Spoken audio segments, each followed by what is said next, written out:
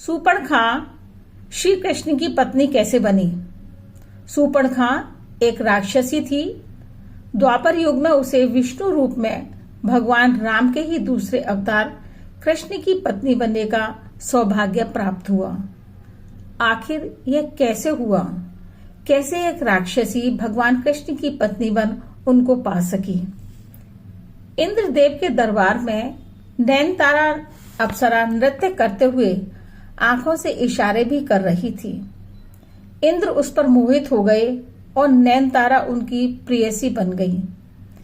इंद्रदेव ये जानते थे कि नैनतारा की आंखों में जादू है, उसकी आंखों से कोई बच नहीं सकता है।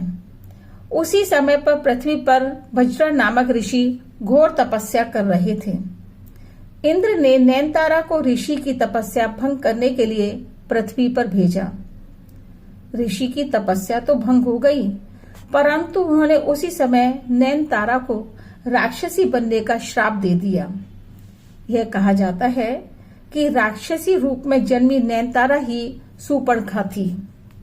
नैनतारा ने ऋषि से श्राप से मुक्ति पाने का उपाय पूछा। तब ऋषि ने कहा, सतयुग में भगवान राम से मिलने के बाद ही श्राप से मुक्ति मिलेगी। जब तुम भगवान राम की सहायता करोगी।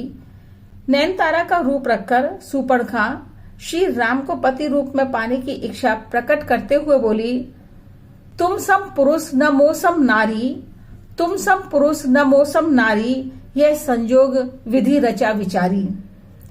राम के मना करने पर जब लक्ष्मण जी के पास पति रूप में पाने की इच्छा से गई, तब लक्ष्मण जी ने उसके नाक कान काट लिए।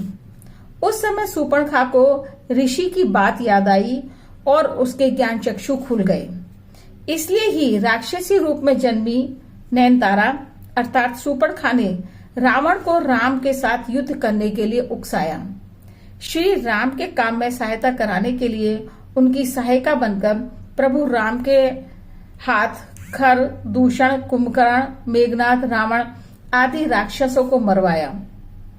युद्ध समाप्त होने के बाद नैनतारा रूप पाने के लिए उचित प्रक्रिया अपनाई और पुष्कर नदी में खड़ी होकर 10,000 वर्ष तक भगवान शंकर की आराधना की। 10,000 वर्ष उपरांत भगवान भोले शंकर ने सूर्पणखा को दर्शन दिए और यह वरदान दिया कि 28वें द्वापर युग में जब श्री राम कृष्णावतार लेंगे तब तुमसे विवाह करेंगे।